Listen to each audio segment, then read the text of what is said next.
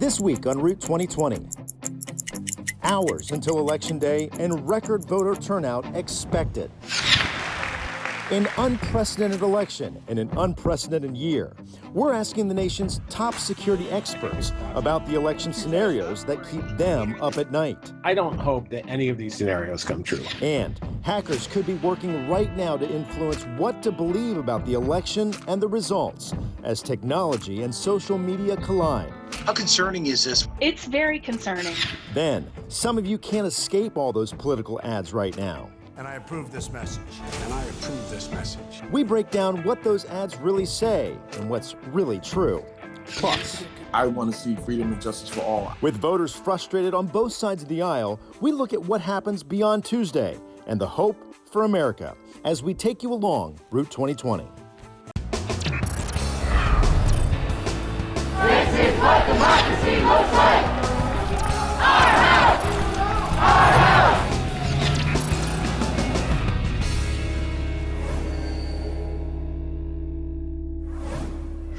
Hi everyone, I'm Blair Miller. The campaigning is almost over. Millions of people have already cast their ballot in early voting and mail-in voting. Now it all comes down to Tuesday, but we know it could still be a long road ahead. Here on Route 2020, we bring you the most important issues driving voters on the campaign trail. This weekend, the candidates are spending every bit of time trying to make one last big push to voters. And that's where we begin this week at our first stop. The final stretch has the candidates focused on key states, especially Florida and Pennsylvania, where some analysts believe the election could be decided. We are going to win the Commonwealth of Pennsylvania. President Trump is trying to make up ground in the polls, which recently have shown him trailing Joe Biden. Biden is just hoping to stay the course and keep things steady. Time, President, to heal, to hope. Some states have already seen record turnout, long lines with early voting. The final debate just days ago, the last chance for the candidates to spar with another face-to-face.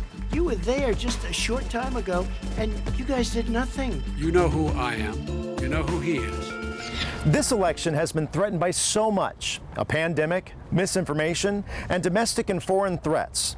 That prompted us to go to three of the nation's top security experts who have a deep knowledge on the threats we could see play out this election and what you, the voter, can do about it. I'm Michael Chertoff. I was the U.S. Secretary of Homeland Security from 2005 to 2009 under President Bush. We are entering a period of increased domestic terrorism. I think there are some people who, because they've convinced themselves that somehow the election is rigged, may try to interfere with the voting and the process. They may show up and try to be intimidating. They may show up with weapons if it's an open carry state, and that may scare people away. It may take a little bit of courage, but it is not just a privilege, it is a civic responsibility to go to the polls and cast your vote. My name is Betsy Cooper, and I am the director of the Aspen Tech Policy Hub. We're an incubator that trains technologists how to engage in policy. I think it's not very likely that we will know the full results of the election on the night of the election. Just go back to Bush v. Gore when, it was called for one candidate, called for the other candidate, went back and forth a few times. So we need to be prepared for that level of litigation. Whether it gets all the way up to the highest court is a separate question, but I don't believe we're going to leave on election night with one party conceding to the other, as might have happened in the past. I'm Chris Painter. I've been dealing with various cyber issues for about 30 years now. As a federal prosecutor doing cybercrime cases in the 90s, the FBI, the White House, and then finally I was America's top cyber diplomat for several years.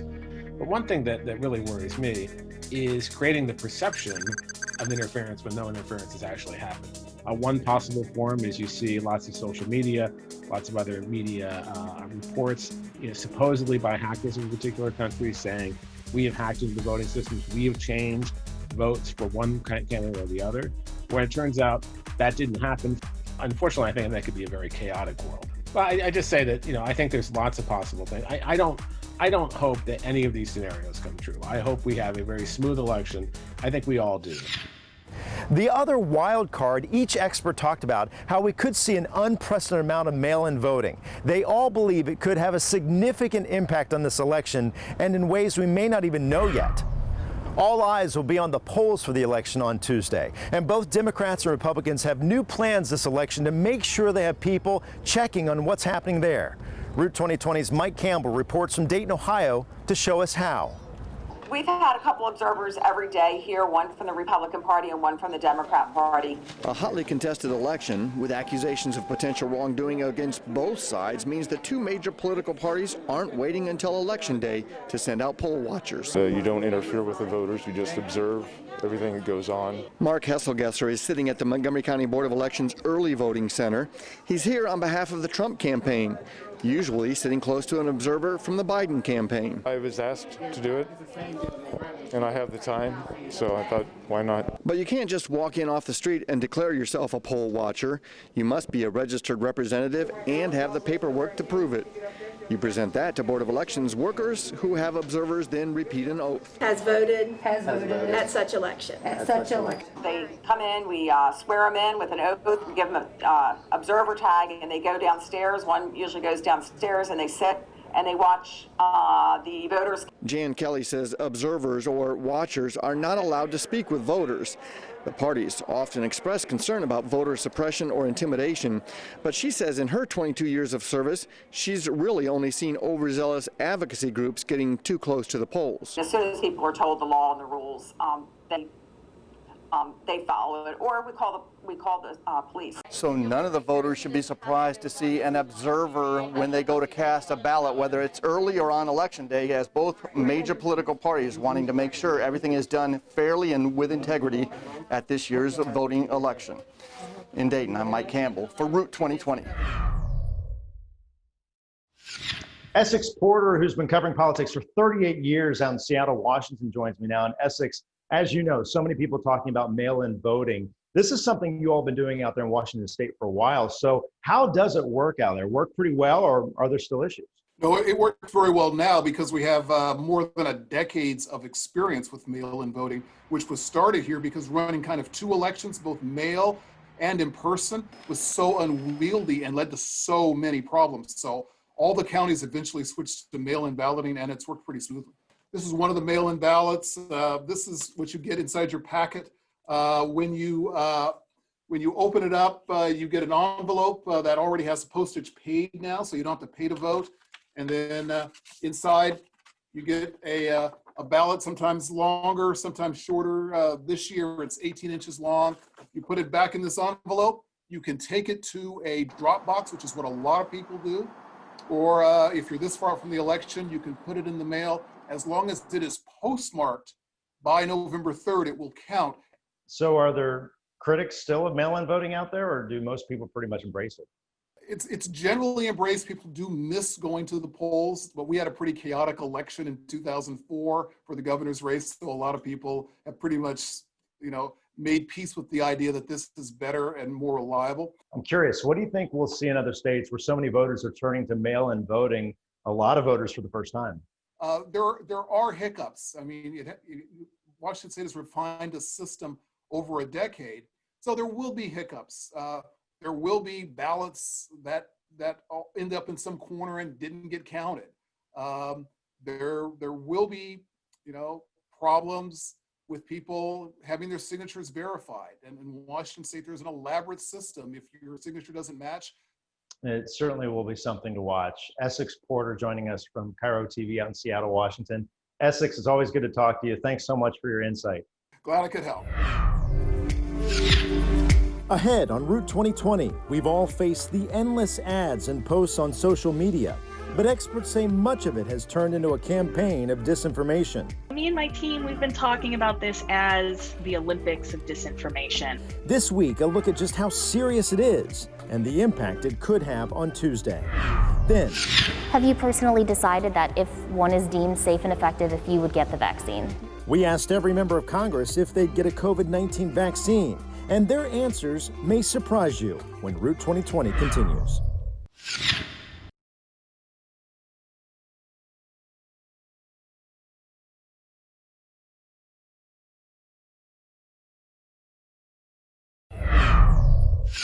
You've already been bombarded by an avalanche of voter information and an onslaught of disinformation. Route 2020's Chris Flanagan spoke with an expert who studies online media manipulation and disinformation at Harvard University. And Chris found out how that disinformation is meant to trick you and play on your emotions. There it is. North Carolina. Biden's wearing a wire. Is Joe Biden wearing a wire? Is President Trump hiding an oxygen tank under his jacket? These are two examples of fake posts shared across social media shortly after the first presidential debate. You know, me and my team, we've been talking about this as the Olympics of disinformation. Joan Donovan and her team of Harvard researchers study media manipulation across all platforms for the Technology and Social Change Project. They look at how disinformation can be used to disrupt an election cycle. How concerning is this with this disinformation? It's so easy now to manipulate information and send it out there, and people just eat it up. It's very concerning, especially when it comes to thinking about election integrity. If you are seeking information about how to vote and you're running into misinformation or claims that it doesn't matter because the election is rigged, then you are probably less likely to vote. And political posts aren't always targeting candidates. Shortly after the first debate, this photo of Fox News host Chris Wallace made the rounds of social media of him with Jeffrey Epstein. Nope, not Epstein. According to Snopes, that's an old photo of him with George Clooney. Links to Jeffrey Epstein's private island seem to be a popular source of disinformation. This post about Dwayne "The Rock" Johnson was made shortly after he threw his support towards Joe Biden. Turns out, it was a photo from his show Ballers. Facebook flagged the photo as altered. Donovan says the social media site is one of the worst culprits of spreading disinformation. On Facebook in particular, there's serious issues with the ways in which private groups become the landing pages for a lot of these rumors and disinformation campaigns. Donovan says you have to be your own internet sleuth. If an image triggers an emotional response, you should try and search for other sources of news to verify it. Websites like Snopes and PolitiFact are working non-stop to keep up with the never-ending stream of false information. The posts are sometimes sophisticated, and even experts can be fooled momentarily. She has some advice in case you share something that turns out to be false. And if you do share something that you later find out is manipulated, also share the debunk or the fact check on it so that you can become someone who is trustable within your information. Dr. Donovan also told me one of the best ways to avoid election disinformation is watching local news. She says deceptive social media posts rarely make it in newscasts. She also says it's critical to pay attention to your local races and to have a plan of how you will vote. In Dedham, Massachusetts, I'm Chris Flanagan for Route 2020. Recently, we've seen some of the social media companies trying to limit misinformation by putting fact checks on false posts. Would your local lawmaker get a COVID-19 vaccine once one is approved? With public trust in the vaccine development plummeting, Route 2020's Samantha Manning asked every single member of Congress that very question. It's this week's Deep Dive. The halls of the nation's capital are much quieter these days. Many congressional staffers now work remotely. There's limited in-person attendance at hearings. All reminders that the pandemic has shut down so much of the world. Only population-wide immunity will stop the spread of COVID-19 and end the pandemic. In the medical community, that's known as herd immunity. It requires at least 70% of the population to either have recovered from the virus or have gotten a vaccination. For that, we need public trust in this entire vaccine project. The problem is that several nationwide polls show about half of Americans say they wouldn't take a COVID-19 vaccine if one were available today. There have been some concerns about whether the Trump administration's Operation Warp Speed program is rushing the process, though health experts have said all the usual safeguards are still in place. Please, don't write it off. I spoke one-on-one with U.S. Surgeon General Jerome Adams. Because it would be a shame if we had something that could end this epidemic, but people weren't willing to take it. With so much public distrust, we wanted to find out if our elected leaders reflect the same skepticism of so many Americans. Over nearly 4 months, we contacted the offices of all 530 active members of Congress. We sent more than 1,000 emails to see if they would get a COVID-19 vaccine. We also took the question in person to some lawmakers on Capitol Hill.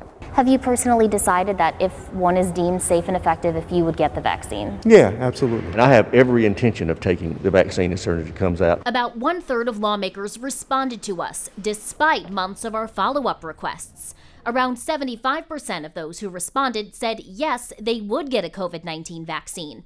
Around 16% weren't sure yet, and only one congressman's office said no. This vaccine will be safe. In September, Adams testified before Congress, urging lawmakers to take a public stand supporting the vaccine development process. Use your bully pulpits to tweet, text, blog, and shout that vaccines are safe. Many of the members of Congress we spoke with urged the public to consult with their doctors if they're unsure about the vaccine. The confidence will come from the scientific community saying it is ready. No one should take my advice as an elected official. The good news is up to everybody's opinion whether they want to take it. Health experts say transparency in the process is key to get the public on board, with the hope of once again returning to normalcy, when the halls of the nation's capital may be bustling once again. Now, for lawmakers who told us they do have plans to get a COVID-19 vaccine, it's important to note that most said they want to make sure people on the front lines and those at high risk are getting it first. In Washington, I'm Samantha Manning for Route 2020. Next on Route 2020, billions of dollars pumped into the election with all those ads. Making it harder than ever to defend yourself. But how accurate are they? We're breaking down the ads to see how those campaign promises really stack up. Then later, voters sounding off. In the country, it seems so polarized. A country that's faced so much already this year, looking ahead. This week, we explore the hope for America ahead on Route 2020.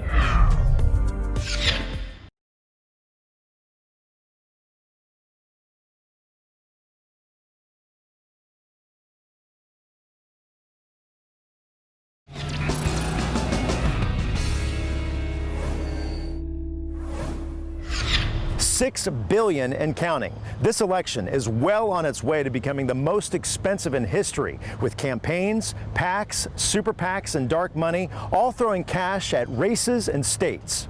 Route 2020's Christopher Heath broke down where all that money's gone and which ads have become most memorable because of their inability to tell the truth. I'm Donald J. Trump, and I approve this message. I'm Joe Biden, and I approve this message. According to ad tracking firm Advertising Analytics, in association with NPR, of the $1 billion spent by Trump and Biden this cycle, 90% has gone to just 6 states: Arizona, Florida, Michigan, North Carolina, Pennsylvania, and Wisconsin. There's a lot of different opportunities. You don't have to, play all your cards right from the beginning. And it is a wide playing field. All of these campaigns are playing in a pretty wide variety of states. So, what messages have voters seen? We need to get control over the virus. From the Biden campaign, the driving message has been a response to coronavirus, a message that's been critical of President Trump's downplaying of the threat and delayed response. But where the campaign is getting a little far afield is in making promises like lower drug costs and lower premiums, things it might not be able to deliver. The way to get elected president is to promise a lot of things that you may or may not be able to do. For the Trump campaign, to report a murder, press 2. Over the summer, the ads had been about law and order, but then switched to the economy in the fall, getting regular use out of this clip. Guess what? If you elect me, you're not going to have your taxes are going to be raised, not cut. The clip is out of context, but has nonetheless been featured in dozens of ads. Both presidential campaigns have enjoyed a near limitless supply of cash to buy ads, and they've found new places to spend that money. They've increased their spending in traditional places like broadcast and cable, while also making a dramatic expansion in digital, all to target voters in just a handful of states. For Route 2020, I'm Christopher Heath. We've heard a lot about the key demographics of this election, whether it's suburban voters or young voters. At the polls, black women statistically turn out to vote in a higher percentage than almost every other demographic. Route 2020's Kirsten Garris spoke with the leader of one group that's behind the movement, known as Black Women Vote. How powerful do you think black women can be this election cycle? We've already proven that black women are the building blocks to a winning coalition, particularly for Democrats. Most black women are registered Democrats, but we're also not a monolithic voting bloc. We are Republicans, we are independents, we are Democrats. But what stands true is that we are issue voters. According to a recent report from the Center for American Progress, 75% of black women voted in 2012 and 66% in 2016. When we come back, the realities of a country divided, hoping for a new path. I think there's a major lack of love and consideration for each other. As we look beyond the election and continue to deal with the coronavirus and social injustice, we ask, what's your hope for America? Next on Route 2020.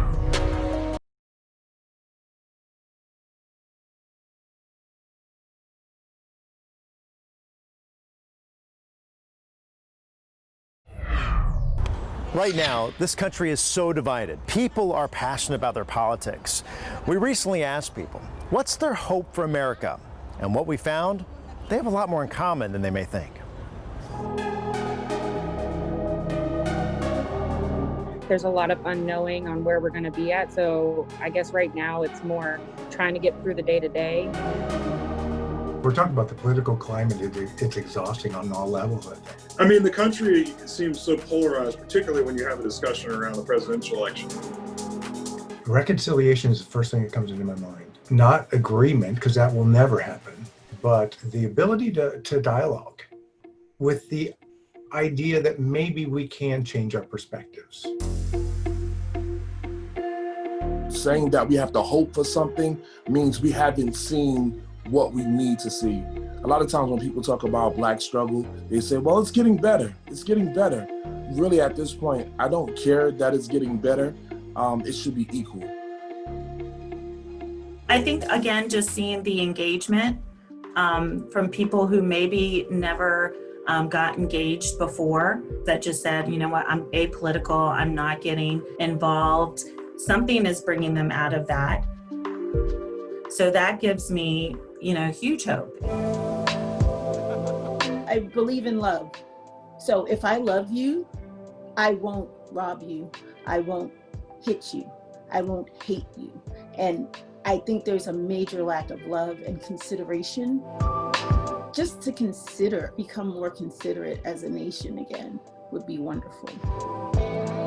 We're all trying to kind of navigate something that none of us were necessarily prepared for or expecting. What I want to see is the America that was promised, that when they said freedom and justice for all, I want to see freedom and justice for all. This coming Tuesday, a defining part of our freedom and our democracy will be tested. Sure, people are fighting hard for their side to be heard, fighting hard for their candidate. We don't know what will happen Tuesday, or if we'll even know the winner by election night. But what unites us all is that freedom and justice. We all have a choice. We all have a vote. The year 2020 certainly will be remembered for so much, but hopefully what's not lost is that sense of hope. I'm Blair Miller. Thanks for watching Route 2020. This is what democracy looks like.